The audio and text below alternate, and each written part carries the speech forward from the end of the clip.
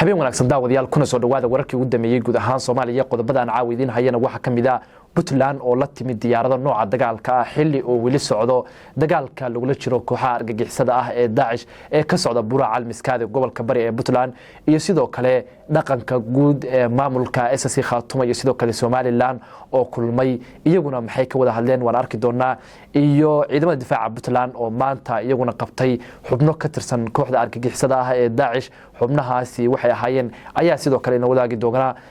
balse marka hore wax ka codsanaya in YouTube-ka ku soo biirto oo subscribe dhahdo muuqaalka la leegay saarto gmailka furato si ay ku soo gaaraanin warbixinada maalinlaha ay halka ku soo gudbino hadii aan ku bilaabo maamulka Puntland ayaa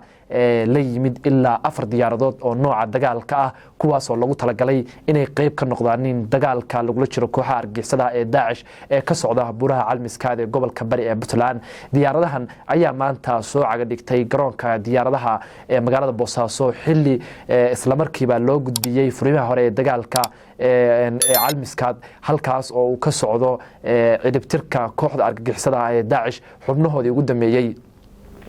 diyaaradahan ayaa la aaminsan yahay inay wax badan ka tari doonaan in dagaalka lagula jiro kooxaha argagixisada ee Daesh maadaama hadda lagu jiro gunaanadkii kooxda sidoo kalena ay saldhigyadii ugu adkaa ay ku dhumaalaysanayaan in xubnaha kooxda argagixisada ee Daesh diyaaradahan waxa ay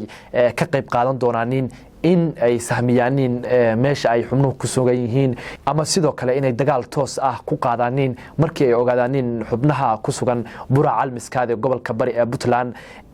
dagaalka lagula jiro kooxaha argagixisada ah ee Daesh ayaa maraya meel gabagaba ah xilli ay shacabka Puntland intooda badan islahaayeen Puntland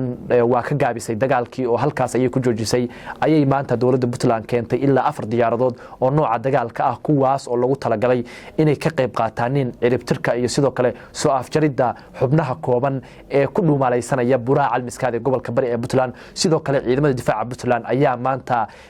qabtay xubno ka tirsan kooxda argagixisada ah ee Daesh kuwaas oo ka koobnaa ilaa 3 xubnood oo la sheegay inay ahaayeen Soomaali waxayna ciidamadu sheegeen in ay iyagu isu soo dhiibeen oo aan la qaban taas oo ka dhigan in xubnihii kooxda argagixisada ee Daesh ee ku sugnaa Buuraha Calmiskaad ay wax firxada iyo sidoo kale wax iyaguna isu soo dhiiba ay hadda ku sugan yihiin waxaana la filayaa in bilaha soo socda kooxdaasi Puntland laga soo afjaro maadaama hadda ay Puntland karaar cusub la timid ayna la timid diyaarado ay ugu talagashay in ay ku soo afjaraanin inay ka qayb qaataan soo afjarida aan dhahe kooxda argagixisada ee Daesh Puntland ayaa sidoo kale diyaarinaysa in ay u gudubto Buuraha Calmadow ee gobolka Sanaag kadib markii ay soo afjarto dagaalka ka dhanka kooxda argagixisada ee Daesh waxayna u diga ragan doontaa sidoo sheegay madaxweyne Deni kooxda Daesh ay kooxda aan dhahe Al-Shabaab ee ku dhumaaleysata Buuraha Calmadow waxa uu sheegay in Puntland markay ka soo jeensato dagaalka Calmiskaad madaxweyne Deni sidoo sheegay in ay Puntland u diga ragan doonto Buuraha Calmadow halkaasi oo lagu qaadi doono howlgal isagana loo bixiyay ama madaxweyne Deni uu sheegay in magaciisa la dhaho onkod laguna soo afjarayo kooxda Al-Shabaab Puntland ay saa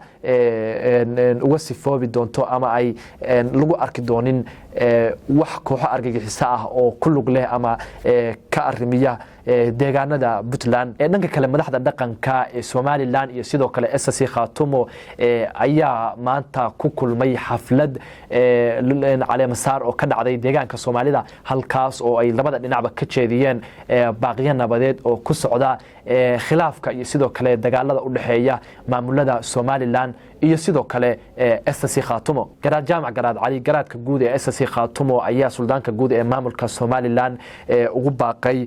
inuu ka shaqeeyo nabadda deegaanadiisa iyo sidoo kale nabadda dadka dariska ah oo ay ka mid yihiin maamulka SSC Khaatumo halkaas oo ay muddo ka taagneed colaado u dhaxeeya maamulada Somaliland iyo sidoo kale SSC Khaatumo sidoo kale suldaanka guud ee Somaliland oo ka jawaabay baaqi uu soo jeediyay garaad jaamac ayaa dhankiisa ku baaqay inay rabaan nabad ayna u baahnayn in dhiig Soomaaliyeed ama dhalinyaro Soomaaliyeed dhiigooda uu ku daato wax aan macno lahayn waxa uuna sidoo kale sheegay inuu ka shaqayn doono nabadda deegaanadiisa iyo sidoo kale nabadda deegaanada dariska la ah sida SSC Khaatumo Puntland iyo deegaanada Soomaalida oo dhan waxayna madaxda dhaqanka ee Soomaaliland iyo SSC Khaatumo isla qaateen in nabadda laga wada shaqeeyo maamulka Soomaaliland iyo sidoo kale SSC Khaatumana si wada jir ah ay uga wada shaqeeyaan in nabadda deegaanadooda hadda ka bacdina la falgalo ama la guda galo sidii looga shaqeyn lahaa nabadda dadka dariska ah ama walaalaha ah ee kala daga maamulada SSC Khaatumo iyo sidoo kale Somaliland dhanka kale boqor buur madow oo maanta laga wareystay kulanka ismada dhaqanka ee Somaliland iyo sidoo kale SSC Khaatumo ayaa wax kama jiraan ku tilmaamay waxa uu sheegay Laascaanood iyo SSC Khaatumoba inay ka tirsan yihiin maamulka Somaliland sidoo kale boqor buur madow oo dhawaan lagu soo dhaweeyay magaalada Garowe halkaasna keenay maxaabiis ka tirsan ciidamada Puntland oo Somaliland qabsatay ayaa hadda wuxuu sheegay in xuduudka Somaliland uu ku joogo deegaanka Yuucada oo dhinaca ku haysa magaalada Garowe waxa uu tilmaamay in maamulka SSC Khaatumo iyo gobolka Sanaagba ay ka tirsan yihiin deegaanka Andhehe ama Somaliland maamulka Somaliland ay ka tirsan yihiin sidoo kalena deegaanka Yuucada uu yahay meesha ugu dameysa xuduudka Somaliland